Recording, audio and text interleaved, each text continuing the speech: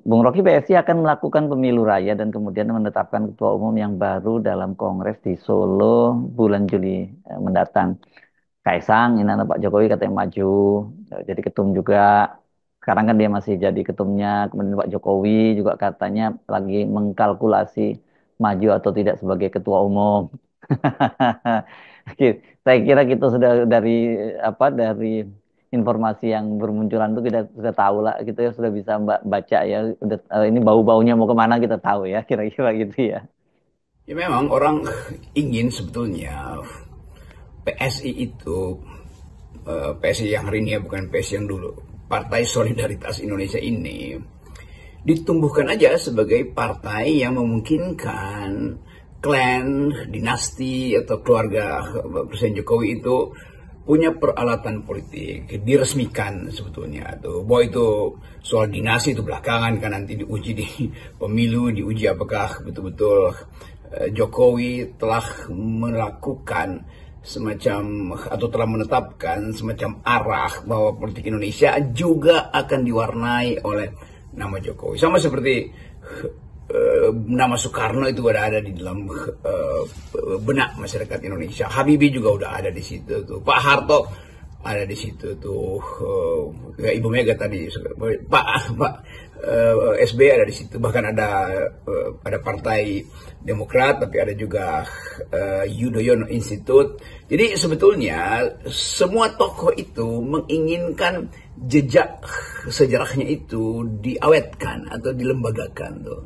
Nah kalau Pak Jokowi ingin mengikuti jejak itu, tentu bukan sekedar dengan membuat partai politik untuk kepentingan politik, tetapi orang akan bertanya apa prestasi Jokowi yang bisa menjadikan Jokowi itu simbol dari satu era di dalam politik Indonesia, kan itu aja kan.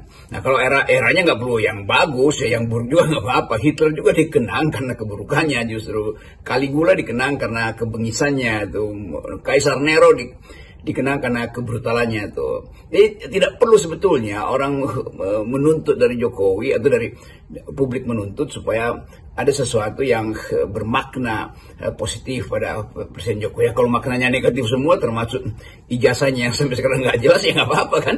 Jadi saya sebetulnya mau fair aja bahwa Presiden Jokowi berhak untuk minta diingat oleh publik. Masalahnya yang mau diingat itu bagian buruk apa bagian baiknya tuh, itu tinggal urusan humasnya Presiden Jokowi atau buzzer-buzzernya beliau. Jadi sekali lagi kita dorong aja supaya betul-betul PSI itu tumbuh, ya bertumbuh menjadi partai dengan sinyal tertentu supaya orang selalu ingat ada PSI berarti di belakang itu ada Jokowi, ada Jokowi berarti ada Gibran berarti ada Paman Usman, kira-kira begitu sebetulnya jalan pikirannya. Jadi anything goes, apapun boleh dilakukan tuh. Ya namanya demokrasi. Ya tinggal kita sebetulnya mau terangkan bahwa pelembagaan politik itu yang memungkinkan kita bisa lakukan upaya balik atau upaya balik, saya pakai istilah upaya balik tadi, artinya berupaya lagi untuk memastikan bahwa persaingan politik itu harus didasarkan pada satu cara yang beradab, itu bukan dengan mengintip, bukan dengan kirim buzzer, bukan dengan berbohong. Biasa aja kan itu, karena politik pada awalnya adalah cara mendistribusikan keadilan. Mengapa harus ada drama-drama ya? Kenapa nggak diresmikan saja bahwa iya PSI ini adalah partainya Jokowi? Jadi nggak usah dibilang partai terbuka segala macam, kemudian pemilihannya one man one vote dan sebagainya. Nggak perlulah saya kira. Ya, mereka mesti berani secara terbuka mengakui bahwa mereka partainya Jokowi. Kan juga ada segmennya juga kan pemilih Jokowi. Iya, terlalu basa-basi sebetulnya dengan mendahulukan promosi one man one vote itu. Ya prinsip one man one vote itu prinsip untuk menerangkan kesetaraan warga negara di dalam proses politik. Itu prinsip normatifnya. Tetapi deskriptifnya, kenyataan deskriptifnya kan pasti hanya beredar di sekitar Jokowi aja kan. Jadi oke, itu nggak ada soal juga tuh ya, kayak sebutnya one man one vote, one brain, one full atau apa aja. Tapi prinsipnya atau yang ingin dilihat publik bukan soal mekanismenya, tetapi impactnya apa nanti. Tentu kita tidak boleh menutup hak semua orang untuk beredar secara beradab dalam politik. Kan itu dasarnya, itu beredar secara beradab. Nanti publik yang akan menilai bahwa apakah kalau Pak Jokowi misalnya jadi ketua umum PSI lalu diperlihatkan jejak positif dan negatif impresinya apa, kan biasa tuh pameran pasti terjadi. Tapi saya menghitung bahwa Presiden Jokowi memang harus punya peralatan politik supaya nggak tergiur dengan peralatan politik orang lain tuh. Jadi bagus Pak Jokowi jadi ketua partai, nggak perlu lagi ya dimaklumatkan aja toh. Kalau Pak Jokowi pakai prinsip one man one vote, begitu Pak Jokowi ada di panggung pemilihan ya pasti terpilih kan. Jadi itu dasarnya tuh. Atau ya ada rekayasa macam-macam. Tapi sekali lagi orang ingin supaya Pak Jokowi melembagakan kepentingan politiknya, supaya nggak cawe-cawe, supaya nggak ikut campur lagi, walaupun apa namanya istilah udah mantan tapi masih mantau, kira-kira begitu kan. Dan politik adalah sesuatu yang memungkinkan orang merasa lega karena pikiran dia diterima atau dihalangi, tapi proses menerima atau menghalanginya itu harus datang dari tradisi perdebatan argumentatif, kan itu dasarnya dari kenapa sebuah partai diperlukan, supaya ada agregasi, artinya dikumpulkan argumentasi lalu dipilih mana force of the better argument, apa argumen terbaik itu akan diajukan sebagai dalil dari sebuah partai itu. Nah, kita mesti biasakan juga bahwa partai itu harus tumbuh dengan membaca public discourse-nya. Jadi kalau di publik ada kasak-kusuk perdebatan, itulah yang harusnya diulas dan dipertengkarkan juga di publik, bukan dengan menutup public discourse itu dengan mengirim buzzer atau diserbu oleh hoax segala macam. Kan itu jeleknya di kita tuh, kalah di dalam perdebatan publik lalu mengambil cara-cara yang betul-betul dangkal, itu mengerahkan buzzer atau apa sekarang isinya tuh, pendengung apa-apalah itu. Itu saya kira poinnya.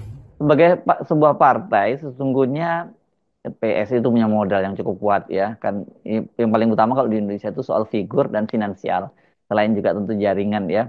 Dan ini kan figurnya ada Jokowi, dan kalau soal finansial Jokowi dipastikan sangat kuat lah ya, nggak perlu kita ragukan soal itu.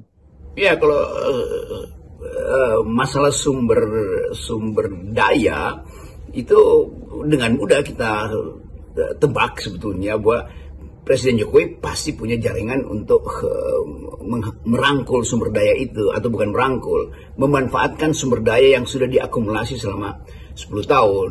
Sumber daya artinya sumber intelektual maupun sumber finansial. Karena mesti jelas juga apa yang namanya sumber daya.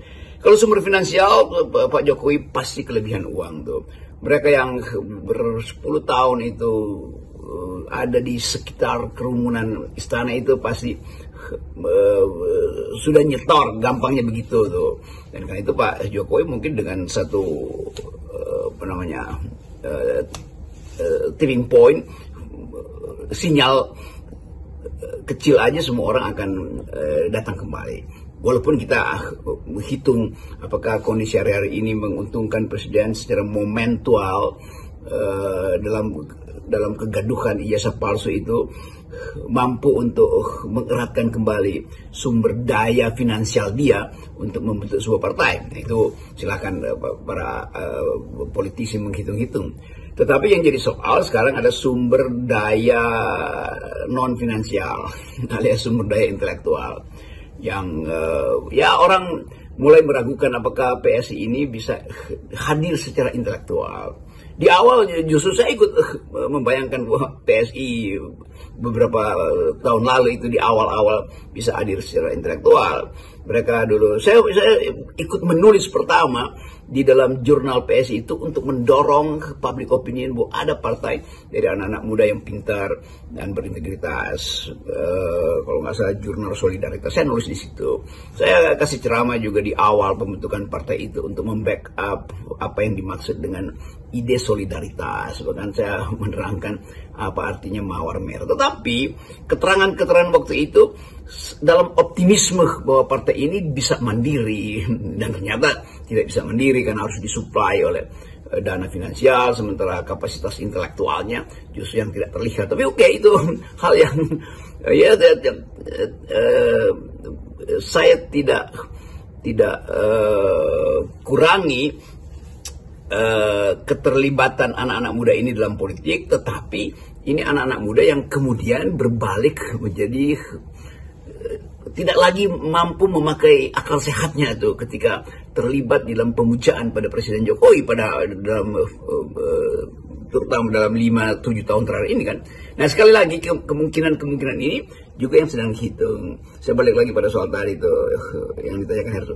Apakah sumber daya intelektual ini tercukupi atau tidak?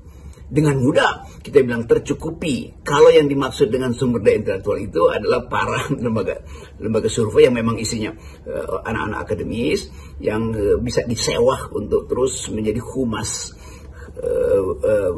PSI di bawah kendali Presiden Jokowi kalau beliau yang jadi ketua partai. Kan itu dasarnya. Jadi sekali lagi sumber finansial pasti tersedia, sumber intelektual bisa dibeli kan, itu kebiasaan Pak Jokowi kan.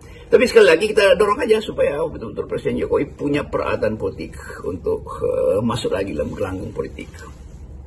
Dalam soal partai ini kan kita mesti fair ya Bung Rocky ya. Semua warga negara punya hak mendirikan partai dan mengambil peran dalam pemerintahan. Begitu juga halnya dengan PSI dan keluarga Jokowi. Ya mereka boleh juga mendirikan partai politik gitu. Tapi yang perlu kita ingatkan bahwa semuanya itu harus dalam koridor, harus dalam budaya demokrasi. Ya, budaya demokrasi itu apa sih? Nggak ada kultus individu, tidak ada feodalisme dan sebagainya. Semuanya harus setara. Oke, mari meriahkan proses-proses politik di dalam negeri. Mungkin akan ada juga partai baru dibentuk.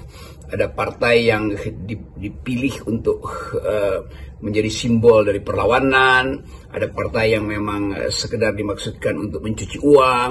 Ada partai yang haus untuk tumbuh terus di dalam sejarah walaupun kapasitasnya kurang. Ada partai yang berupaya untuk memelihara akal sehat dengan mengambil sikap oposisi. Jadi macam-macam tuh. Nah, kita harus lihat potensi itu, jenis-jenis partai apa, jenis-jenis watak kepartaian apa yang ada pada PSI, tentu dengan membaca record sebelumnya, track record sebelumnya kan. Tapi sekali lagi kita coba pastikan bahwa Indonesia memang harus ditumbuhkan melalui pelembagaan demokrasi itu. Melembagakan demokrasi artinya menjadikan demokrasi itu nilai hidup bersama kan, itu intinya, bukan sekedar setiap pemilu. Hal yang bagus pernah diucapkan oleh Tocqueville bahwa demokrasi itu harus habits of the heart, ya, itu istilah di Amerika, itu harus jadi bagian kebiasaan dari dalam diri sendiri, itu mulai dari dari lingkungan paling kecil untuk menganggap bahwa kesetaraan berargumentasi itu tidak boleh terhalang oleh feodalisme, tidak boleh terhalang oleh semacam kalau dia membawa simbol-simbol religi maka dia tidak boleh dibantah. Kalau dia datang dari darah biru maka dia harus diunggulkan lebih dahulu. Itu enggak. Dalam demokrasi intinya adalah argumenmu masuk akal apa tidak, etikamu mengerti nggak public ethics, kan hanya itu dasarnya tuh. Dan kita ingin tuntun negeri ini untuk kembali pada prinsip dasar demokrasi, bahwa di dalam kesetaraan dimungkinkan orang bertengkar, tetapi dengan penghormatan terhadap argumen dia, bukan pada sesuatu yang lain di belakang dia kan. Kan demokrasi artinya bicara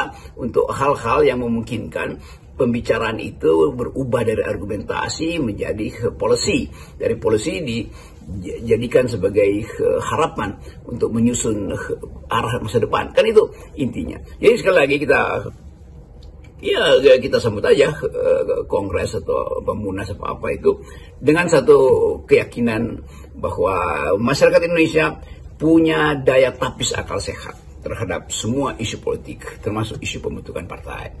Dan juga banyak partai sebetulnya yang dibuat tiba-tiba hanya untuk menyelundupkan kepentingan 2-3 orang, atau bahkan seorang koruptor bisa membuat partai supaya jejak korupsinya itu bisa diselundupkan melalui suara yang akan dia tuai nanti di dalam pemilu atau pilkada misalnya. Tapi sekali kita mau lihat bahwa Indonesia bisa menumbuhkan kembali tradisi berpartai dengan satu prinsip bahwa partai itu disebut partai politik kalau dari awal dia berkehendak untuk mendistribusikan keadilan. Politik hanya disebut politik kalau dia bergerak di wilayah distribusi keadilan dan bukan akumulasi kekuasaannya. Saya kira itu, dan ya kita ada isu yang bisa diperdebatkan nanti 1-2 minggu ini, yaitu hadirnya sebuah partai yang sangat mungkin didesain untuk kepentingan seseorang di 2029. Salam akal sehat.